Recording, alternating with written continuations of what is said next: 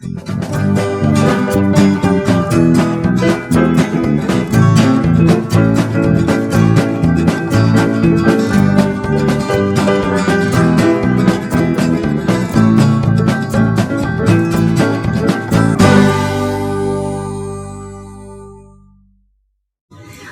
আলাইকুম, রমজানুল মুবারক। আমি হুমায়রা নীলা আপনাদেরকে ওয়েলকাম করছি হাড়ির গল্প, presented by women's culinary association of Bangladesh, sponsored by Dew Mrs clean.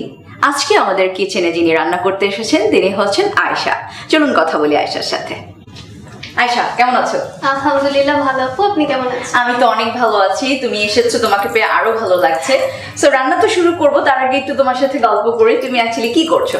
আমি স্টুডেন্ট, ব্রিটিশ কাউন্সিলের আন্ডারে জি প্রাইভেটে কি পড়ছি। ওকে, ফাইন। আর সেই সাথে কুকিং এ কেন ইন্টারেস্ট হলো?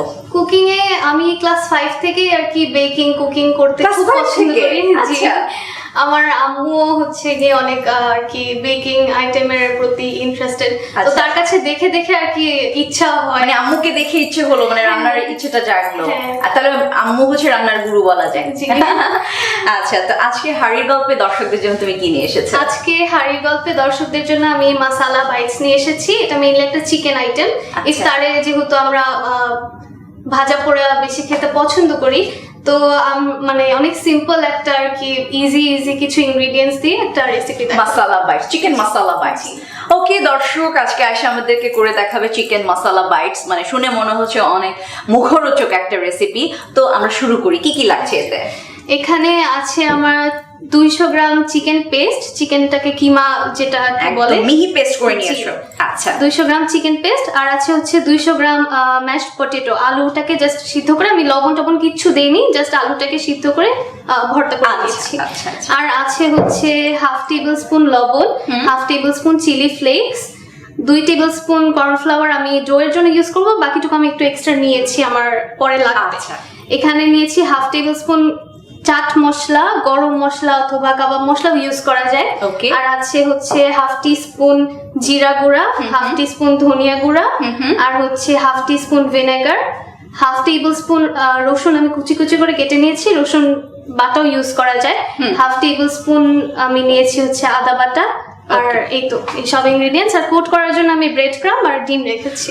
ওকে, সো ইনগ্রেডিয়েন্টস গুলো আসলে ইজিলি আমাদের বাসায় পাওয়া যায়, সেটা দিয়ে তুমি একটা ডিফারেন্ট কিছু করবে। সো আমরা শুরু করি। কি কি করতে হবে প্রথমে? ফার্স্ট আমি সব ইনগ্রেডিয়েন্টস গুলো মিক্স করে নিব আমার স্পাইসেস এর সাথে।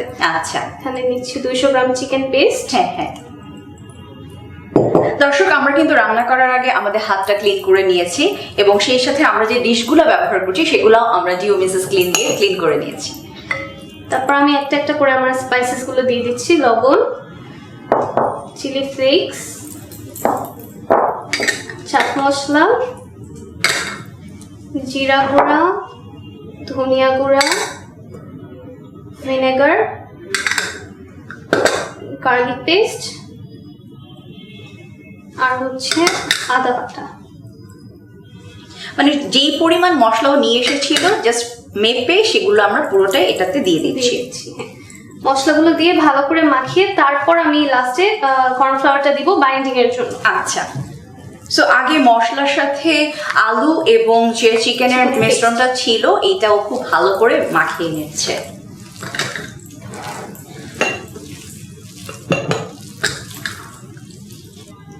আচ্ছা, এবার আমি এখানে যে কর্নফ্লাওয়ারটা নিয়ে নিচ্ছি এটা হাফটা দিয়ে দিলাম, 2 টেবিল স্পুন দিয়েছি।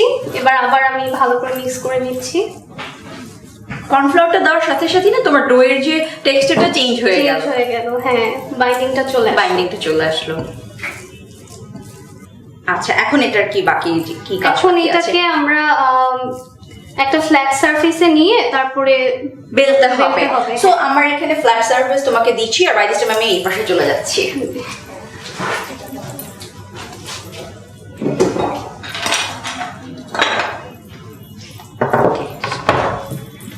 এবার আমার ওয়ার্কিং স্পেসে আমি একটু কর্নফ্লাওয়ার ডাস্ট করে নিচ্ছি। আর হাফ ছোট ছোট ডো নিয়ে কাজ করলে ইজি হবে। সেটাই, ডোটাকে একটু ভালো করে কর্নফ্লাওয়ার দিয়ে জাস্ট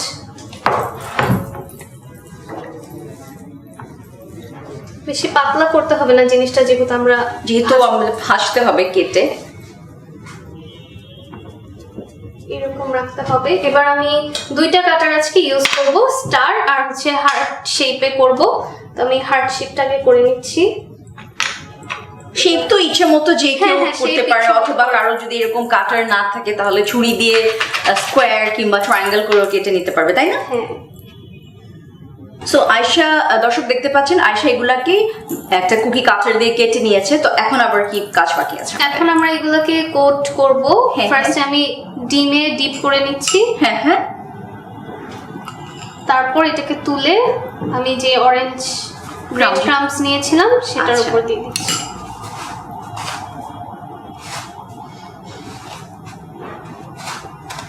সো এইভাবে প্রত্যেকটা করে নিতে হবে, তাই তো? হ্যাঁ, এভাবে প্রত্যেকটা ক্রাম্ব করে। দেখতে কিন্তু খুবই চমৎকার লাগছে। আচ্ছা, তো দর্শক, আয়শা এই পিসেস গুলাকে ডিমে চুবিয়ে যে অরেঞ্জ যে ব্রেড ক্রাম আছে সেটাতে কোট করে নিচ্ছে। সো সবগুলো হওয়া পর্যন্ত আমরা একটু অপেক্ষা করি। আচ্ছা আয়শা, আমি যেটা দেখছি যে আমার কাছে মনে হচ্ছে যে ব্রেড ক্রামের একটা বিশেষত্ব আছে, কারণ নর্মালি বাজারে যে ব্রেড ক্রাম গুলো পাওয়া যায় অরেঞ্জ ব্রেড ক্রাম, সেটা একটু ডিফারেন্ট হয়, তোমারটা একটু ডিফারেন্ট, এটার কারণটা কি? এটার কারণটা হচ্ছে ব্রেড ক্রাম্বটা আমার নিজের বানানো। ও মাই গড, কিভাবে বানিয়েছো আমাদের দর্শকদের একটু শেয়ার করো। ব্রেড ক্রাম্বের যে ব্রেডটা আমি নিজে বানিয়েছি। তারপর ব্রেডটা বানিয়ে জাস্ট আর কি ব্রেডটাকে গ্রাইন্ড করে এটার সাথে একটু জর্দার যে পাউডার কালারটা হয় সেটা অ্যাড করেছি। আর একদম মিহি গ্রাইন্ড করে নিয়েছি। চমৎকার। আমরা এটার সাথে ব্রেড ক্রামও কিভাবে বানাতে হয় সেটাও আয়শার কাছ থেকে শিখে নিয়েছি। সো এখন আমাদের কি কাজ বাকি? শুধু ফ্রাই? আমরা শুধু ডিপ ফ্রাই করব। এটাকে আস্তে আস্তে ভাজতে হবে যাতে উপরের কালারটাও নষ্ট না হয় আর ভিতরে চিকেনটা ভালো করে কুক হয়। ওকে, সো আমি এখানে তোমাকে তেল দিয়ে দিয়েছি প্যানে। সো আমি এখন এই পাশে চলে যাচ্ছি।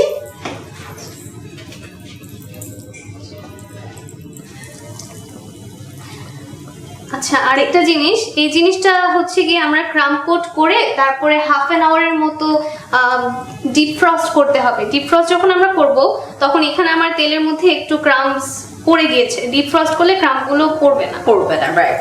আমরা সাধারণত যে কোটিং যে সমস্ত খাবারে করা হয় সেটা একটু ফ্রিজে রেখে সেট করতে হয়, সো দ্যাট আমাদের অয়েলটা নষ্ট না হয়।